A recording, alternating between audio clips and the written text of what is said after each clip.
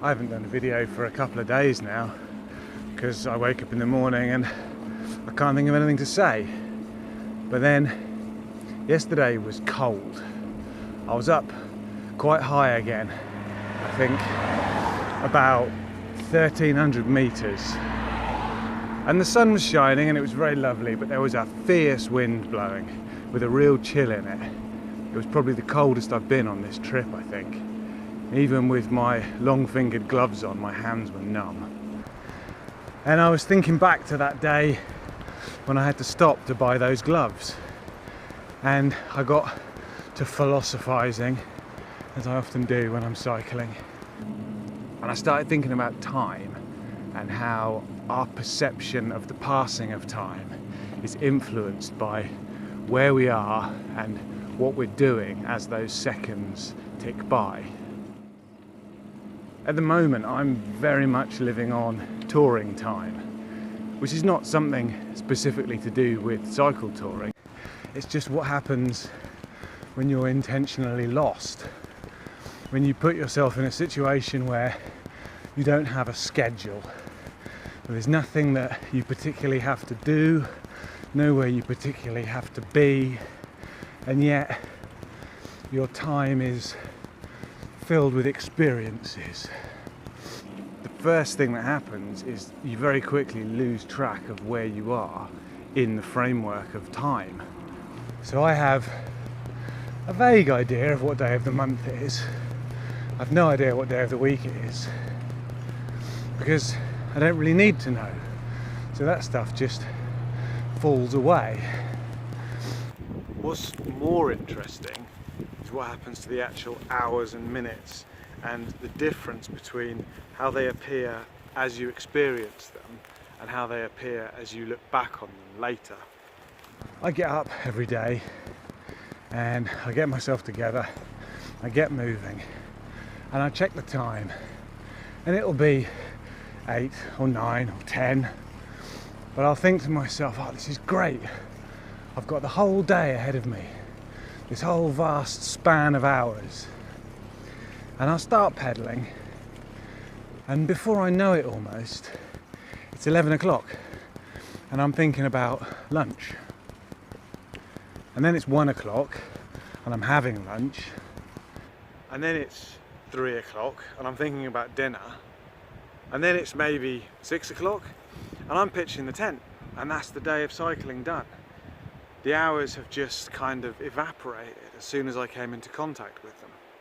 But when I look back to breakfast, that seems like days ago, like so much has happened in the time between.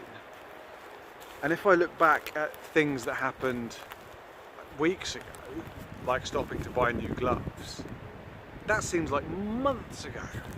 And if I think back to being at home and going to work, that seems like some weird dream that happened to someone else on another planet.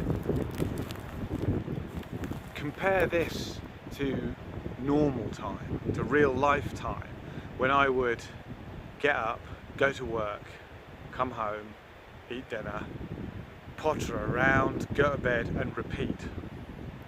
And that time is slow, relative, when you're in it. 8 hours in the office is a lot longer than 8 hours cycling up a mountain. And here it's the weeks and the months that evaporate like nothing, until you're ticking off weekends like they would days, just hoping that that 48-hour chunk of time is enough to see some mates, get out on the bike, catch up with family, do some chores, maybe have a crack at some of those little projects you've been gathering in the back of your head for a while. It's the exact opposite to touring time. Now, I don't know anything about time. I don't know anything about the human brain. This is definitely not science. This is just mulling to myself as I travel.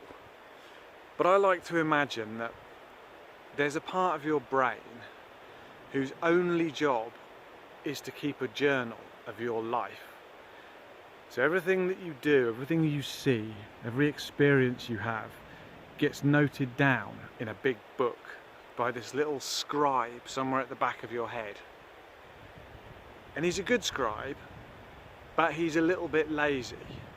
And so if you fall into routine, like going to work Monday to Friday, when you get up at the same time, catch the same train to the same station, go to the same place to do the same work with the same people, he isn't gonna keep taking those same notes over and over again. He's gonna shorthand them. And so instead of taking down all the details of a day at work, he's just gonna write W for work. It's more efficient.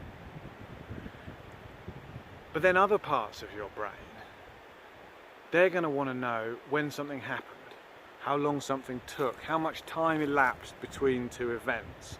And so they'll send down to this little scribe and they'll request the relevant pages of the journal. And they'll look over them and they'll make a judgment about how much time they represent. But these guys are a bit lazy as well, and they don't properly peruse all of the data. They just look at how many notes were taken. And so they'll come to a working week and all they'll see is 5 little W's, not even a whole line in the notebook. And they will assume that this represents an event of little significance that happened in a very short time.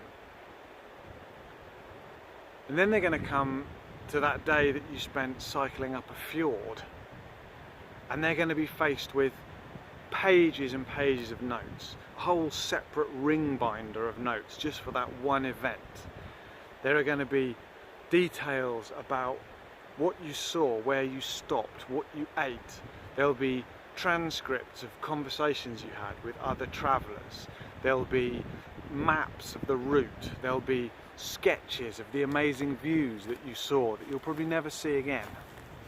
And they'll look at all this information and they'll assume that this was an incredibly significant event that took place over a long period of time.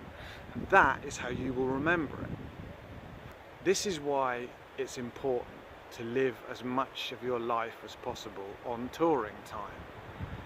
Because when you get to the end of your allocated run of years, you'll be able to look back on the big journal of your life and it will be bursting at the seams, and you'll think to yourself, my God, I lived for hundreds of years.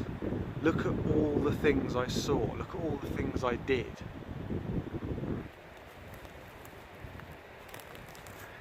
I don't mean that you have to go away cycle touring. You find your own way to be on touring time. But I think it's important to break out of the routine. So go away somewhere with nothing particular planned for when you arrive. Go on a walk with no particular destination in mind. Eat in a restaurant that you know nothing about. It doesn't matter if the results are Instagrammable or not, it just matters that you have new and novel and unexpected experiences.